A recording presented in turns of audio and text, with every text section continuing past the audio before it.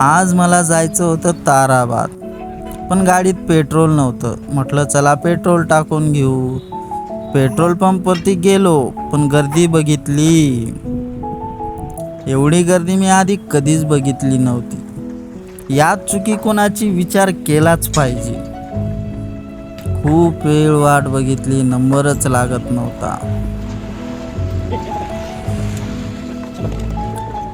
Number लागल्यानंतर मी petrol भरलं. Petrol भरल्यानंतर मग मी म्हटलं चला निघू.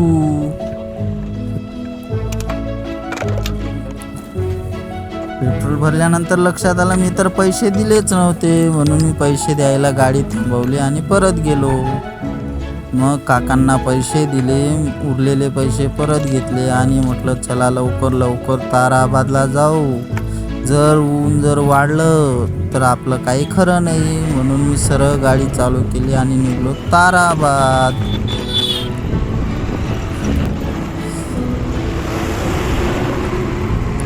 हा बसवाला तर काही ऐकतच नाही. मग कसं तरी मी आलो ताराबाद. आता ताराबादला आल्यानंतर जायचं कुठं मला माहीतच नव्हतं. म्हटलं चला बस स्टॉपला जाऊ, तिथून कॉल करू.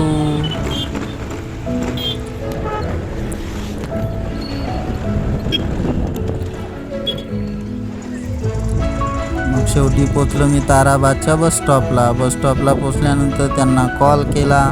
मग ते म्हटले आम्ही येतोय. मग मी तिथं वेट केला. आल्यानंतर मग साईटवरती गेलो. साईटवरती गेल्यानंतर मग मी बघितलं किती रूम आहेत काय.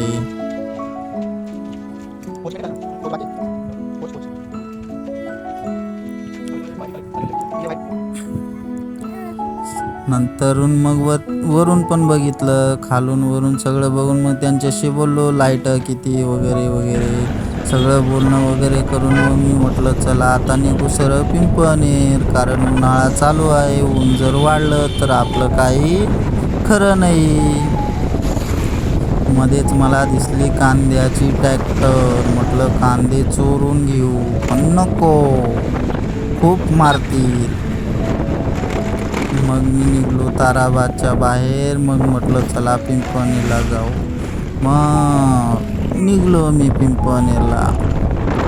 मग नंतर लक्षात आलं मला तर सुकापूर पण जायचं होतं कामासाठी.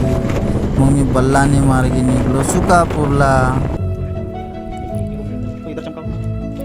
सुकापूरला पोचल्यानंतर दिवसभर काम केलं. कामानंतर मग संध्याकाळी शेवटी फायनल स्टेप, लाईट वगैरे चालू करायची चालू होती.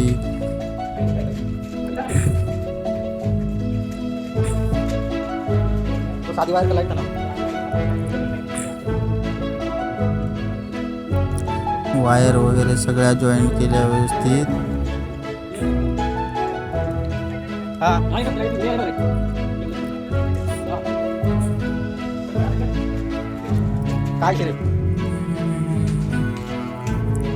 नंतर बघितलं तर मग लाईट चालू झाली. लाईट चालू झाल्यानंतर शेडमधली लाईट बाकी होती.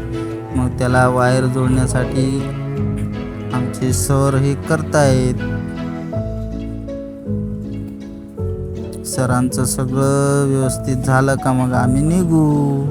पण सर काय लवकर करतच नव्हते. मग लवकर करून म्हटलं चला लवकर घरी, भूक लागली. मग आम्ही निघलो घरी.